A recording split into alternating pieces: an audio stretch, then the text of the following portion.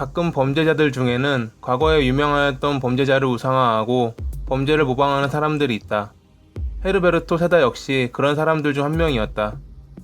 그는 연쇄살인범 테드 번디를 우상화하였고 끝내 잡히지 않았던 조디악 킬러와 같은 수법으로 범죄를 저질렀다. 처음 그의 희생자가 발견되었을 당시 수사관들 중에는 20년 동안 잠적해 있던 조디악 킬러가 다시 활동을 재개하였다고 생각하는 사람들이 있을 정도였다. 1989년 11월, 경찰서에 의문의 편지가 배달된다. 편지에는 별자리를 나타내는 도형이 그려져 있었고 조디악 킬러의 마크와 살인 예고 날짜가 적혀 있었다. 당시 경찰들은 그저 장난이라 생각하였지만 마리오 오로즈코라는 사람이 총에 맞아 병원으로 이송되면서 상황은 급변한다. 마리오는 의문의 편지에 적혀있던 별자리 중 정갈자리에 속하였고 그가 쓰러졌던 자리에는 나는 조디악 킬러다라는 쪽지가 놓여 있었다. 경찰은 조디악 킬러의 부활이라 생각하고 수사를 하였다. 3주 뒤 쌍둥이 자리의 남성이 총에 맞는 사건이 발생한다. 이번에도 그의 소행이었다. 하지만 경찰은 범인의 결정적인 단서는 찾지 못하였고 결국 5월 말에 편지에 적혀있던 황소 자리의 남성까지 총상을 입게 된다. 앞선 두 피해자의 경우 목숨을 부지하였으나 세 번째 희생자인 프로스는 부상을 이겨내지 못하고 6월 말에 사망하고 말았다. 세 건의 범행 장소에서 자신이 조디악 킬러임을 주장하는 쪽지가 발견되었지만 전문가들의 확인 결과 필체가 다르다는 감정이 나왔고 경찰은 모방범의 범죄로 결론지었다. 두 번째 편지는 신문사 뉴욕 포스트에 배달되었는데 편지에는 조디악의 상징과 희생자들의 목록이 적혀 있었다. 사람들은 그를 뉴욕 조디악이라 부르기 시작하였다. 첫 번째 편지는 범행의 예고, 두 번째 편지는 범행이 실행되었음을 알리는 내용이었다.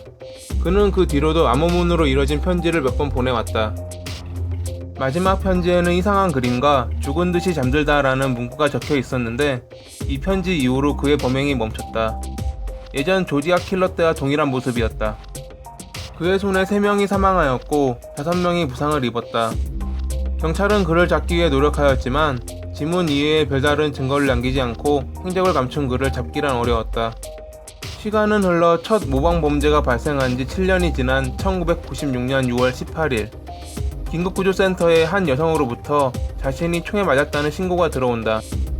경찰은 현장에 출동하였고 총기를 갖고 있던 헤르베르토와 1시간을 대치한 뒤 체포에 성공하였다.